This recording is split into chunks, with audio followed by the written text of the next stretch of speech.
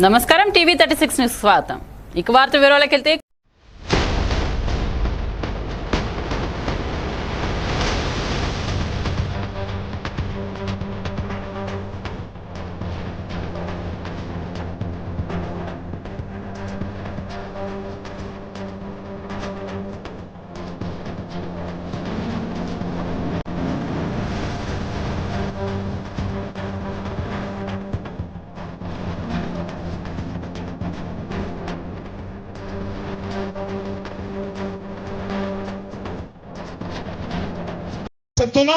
ఆ మహానుభావులు 9 నెలల్లో పార్టీ పెట్టి భారతదేశంలోనే చరిత్ర సృష్టించినటువంటి మహనీయుడు ఎన్టీ రామారావు గారు.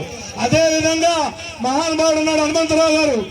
మరి మామూలుగా ఎన్నిసార్లు న్యూజిలాండ్ నుంచి శాసనసభలోకి వెళ్ళాడో మనందరికి కూడా తెలుసు. కానీ పయనించి వాళ్ళందరూ కూడా చూస్తున్నారు. ఈ అరాచక పాలనకి రోజులు చెల్లినాయి. ఇంకా వీళ్ళ వల్ల కాదు, వీళ్ళ జీవితంలో వీళ్ళు జైలుకి వెళ్లాల్సిందే తప్ప వీళ్ళు ముఖ్యమంత్రి కుర్చీ మీద ఉండే అర్హత లేదు, వాళ్ళకి లేనే లేదు.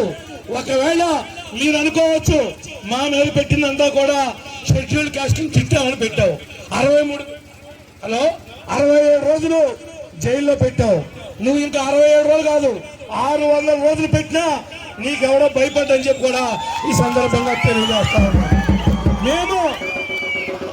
మేము నీలాగా ఆస్తులు కొట్టేసి జైలుకి వెళ్ళా, నీలాగా సాక్షి పెట్టి జైలుకి వెళ్ళా, నీలాగా 45,000 కోట్లు ప్రభుత్వం జప్తు చేసి జైలుకి వెళ్ళా. నిజాయితీగా ఉన్నావు, నిజాయితీగా బ్రతికినా సచ్చిన ఏనుగు 10,000. కానీ నువ్వు అవినీతి పరుడు, నీ పార్టీ అవినీతి పరులు, నీ పార్టీలో నాయకులు అవినీతి పరులు, నీ కార్యకర్తలు అవినీతి పరులు. మాకు నక్కకి నాగలోకాలకు తేడా ఉంది. కాకపోతే ఒక్కసారి అవకాశం మిషన్ మహిమో జనుల యొక్క అమాయకత్వం మాకు తెలియదు. కానీ ఈ అధికారం అనేది మాత్రం శాశ్వతం కాదు. తప్పనిసరిగా ఈ పార్టీకి పూర్వవైపు వస్తుందని చెప్పి ప్రతి కార్యకర్తకి నాయకుడికి తెలియపరచుకుంటూ ఇంకా ఉత్సాహంగా పనిచేయాలి.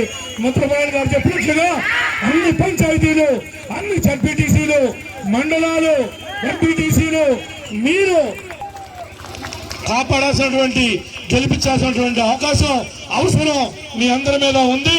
తప్పకుండా ఐకమత్యంతో కృషి చేసి గెలిపించవలసిందిగా కోరుకుంటూ మీ అందరి దగ్గర కూడా సెలవు తీసుకుంటున్నాం.